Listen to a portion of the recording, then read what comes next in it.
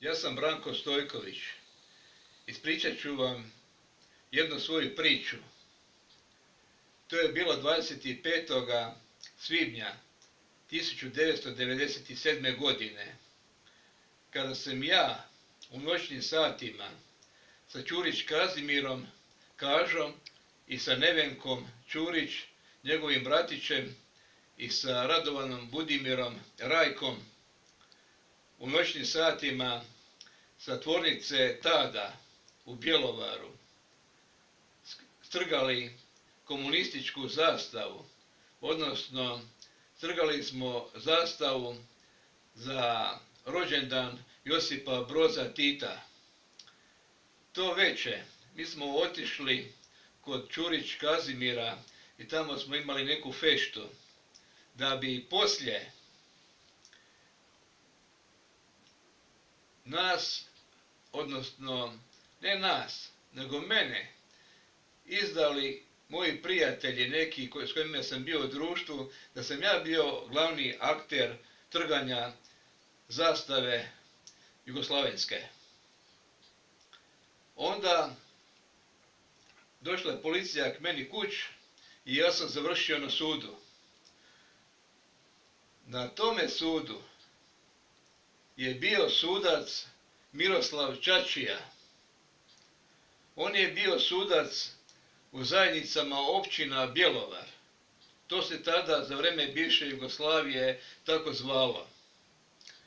I mene je sudio tada sa najvećom novčanom i zatvorskom kaznom.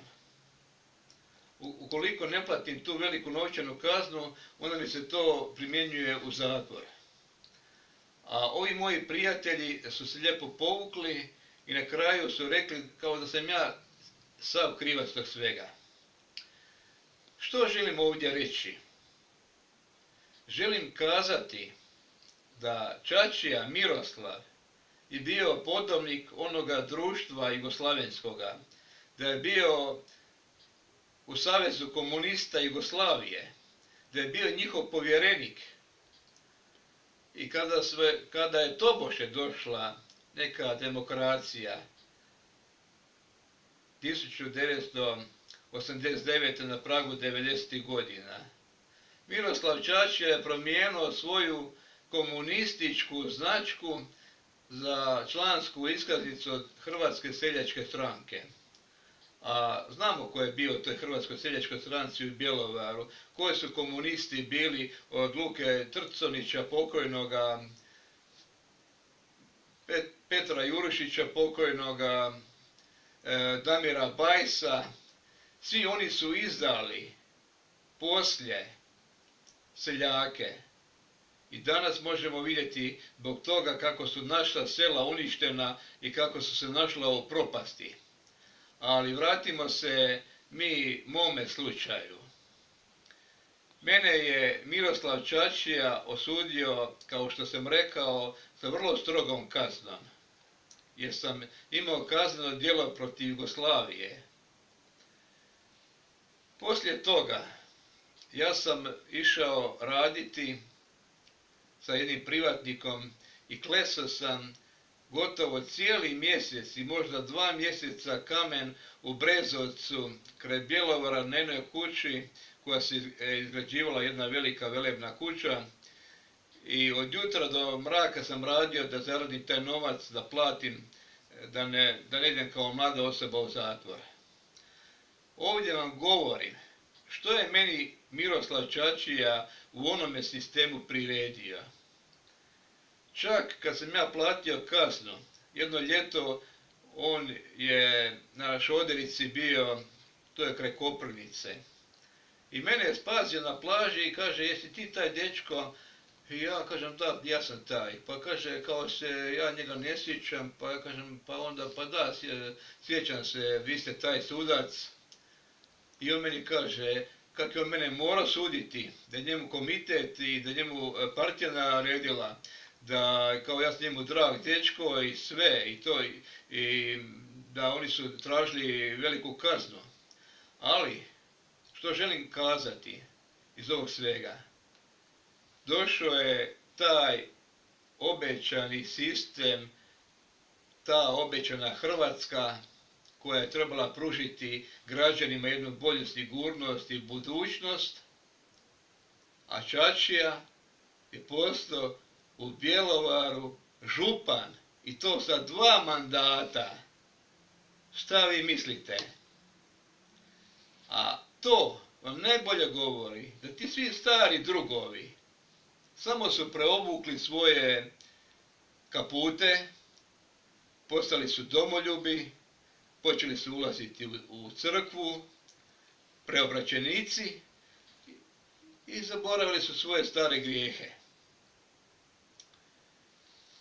Meni nije jasno, kao građaninu ovog Bjelovara, uostalom tu sam se u Bjelovaru i rodio i živim u ovom gradu, da ovaj slijepi narod je izabrao Miroslava Čačiju, toga komunističkog akrapa, koji je bio ravnatelj bolnice u Bjelovaru i tu bolnicu ostavio u velikim dugovima. Đurđa Adlešić mi je osobno kazala da je Čačija 80 milijuna kuna, neću reći otuđio, ali da novaca nema. Poslije, znači, kad je bio ravnatelj, otilazi u županiju za župana i ostavlja bolnicu u najvećim dugovima i u propastima. I znamo poslije njegovog mandata kao ravnatelja i dok je on bio župan sa 2 mandata, da je morala doći stečajna uprava u bolnicu. I kako se dalje sve u bolnici odvijalo i kako su oni morali nadomiriti gubitke od bolnice. Čačija Miroslav u to vrijeme, kada je bio i vijećnik županijske skupštine, a bio je po nagradi vijećnik, zato što je Coneru Marijanu i njegovoj supruzi dao da ima apoteku u bolnici. I to je bila njegova odluka.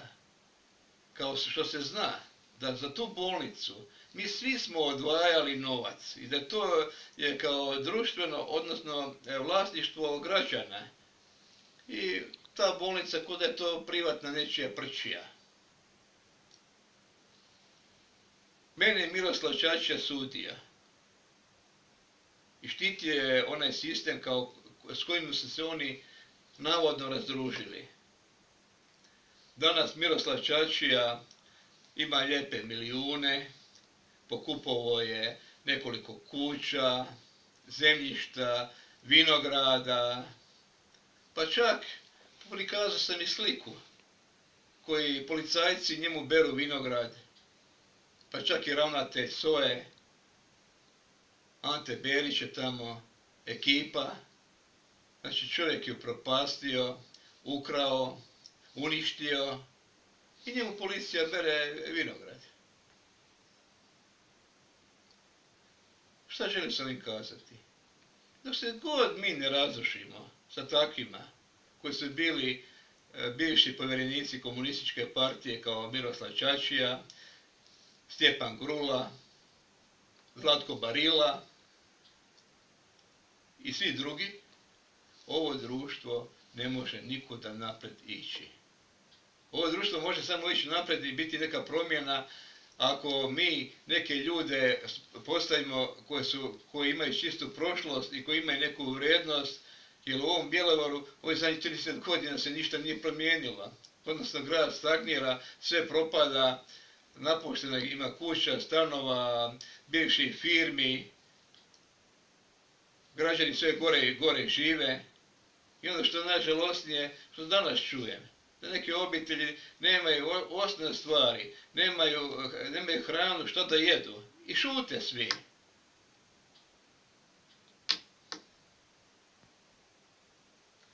Kazao bi da Miroslav Čačija još bolje danas živi nego što je živio u SFRJ sistemu.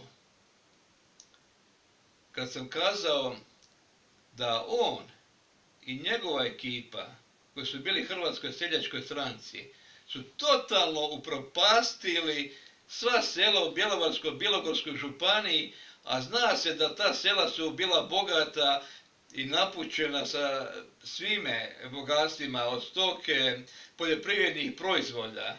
Mi danas kad gledamo ta sela, to je jad i bijeda, sve uništeno, uvozimo tuđu robu, uvozimo tuđe proizvode, i to poljoprivredne, a naša zemlja stoji u korovu i trnju. Mene smeta kad niko ne pita toga Miroslava Čačiju da da račun za svoju upravu.